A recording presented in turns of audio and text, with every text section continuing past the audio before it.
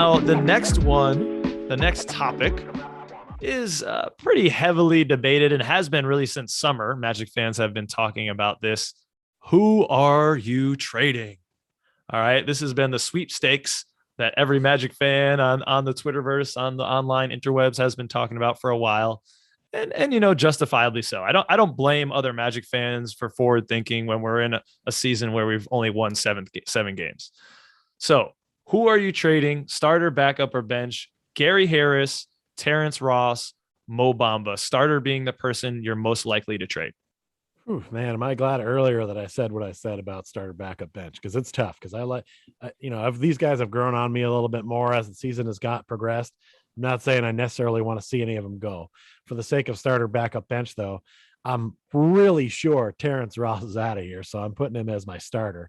I think I'd like to see him stay and kind of keep working with some of the young guys, but I just feel like they're going to try to move him somewhere so he can contribute to a team that's going to get a playoff run or something like that. I can see it kind of matriculating. He does have 1 year left on the contract. There's a chance they just keep him and let it run out, but I'm going to go with the starter for him to be the first one out, and then probably go with Gary Harris next. I like what Gary is bringing lately. But I just feel like his contract is really high. But again, I don't really like moving either one of these guys unless they're going to try to use that free money to bring in a free agent. If they're going to just trade guys away and get draft picks and stay young, like we need to get some veterans in there. Use that money to bring in another veteran that might work with our squad. So I would go Terrence Ross, Gary Harris, and then Mo Bamba last, because I'm pretty sure there's not going to be a huge market for Mo Bamba this season right now, because teams know they might be able to just get him at the end of the season without having to bicker or give up anything. Okay, I think that's a fair order to prognosticate. I like to be fair. This is tough. This is tough because I don't know. I'm going to try to back my way out of this question in just a minute, but I suppose if I had to trade somebody, it would be the Human Torch. He has a year and a half on his contract, and you could probably get the most value for, the type of player he is. He's a great player. He shoots very well. He can come off the bench and get you back into a game. And sometimes that's what you need.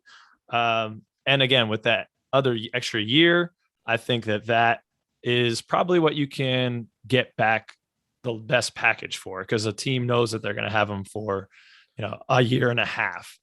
The second person I would say is Mo Bamba. I think the next person would be Mo. I think that I would put Gary on the bench because I think every team needs good perimeter defense. You can have, even with a Rudy Gobert in the center, the Utah Jazz continue to come up short because they're kind of lacking that perimeter defense. That's important to a team, especially if you want to move forward. He has he's extremely gifted. He's worked very hard on his defense, and it shows. He's really smart with how he positions himself.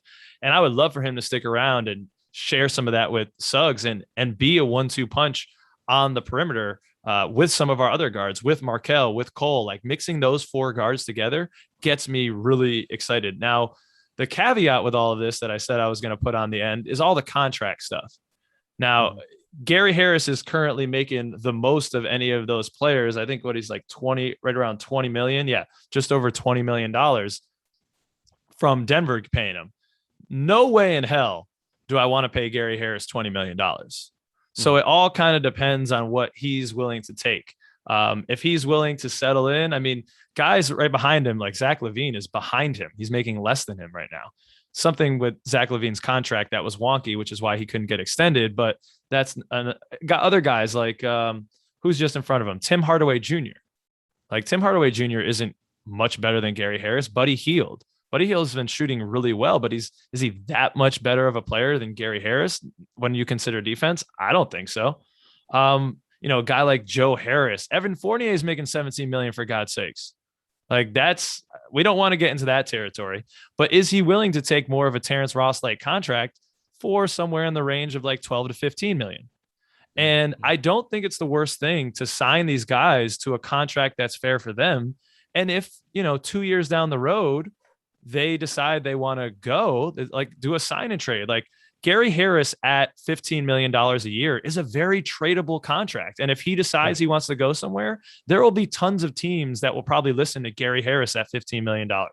If it's Gary Harris again at 21, no, thank you. And I don't know if there's going to be a lot of teams. The market will decide a lot of these things, like you said with Mo. I think it wouldn't be the worst thing to even, but as I said, to sign all of these guys if the numbers are reasonable and they're a party to it. Because if at some point down the road someone wants to leave, it can happen.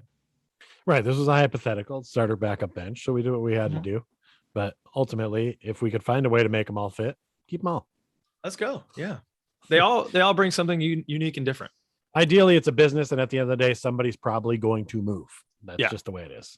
Yeah. For what? For what do you think? Like just more future assets, another draft pick, another uncertain thing? I think I think that's what they're going to get up front. I don't think they're going to trade a veteran for a veteran or a contract for a contract.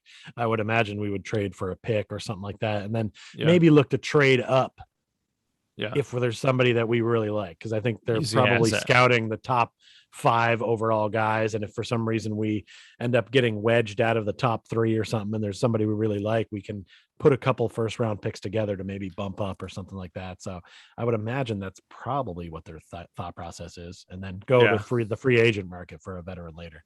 Because the thing with the NBA contracts is you do have to match the salaries. So we'd have to take somebody or some combination of something back.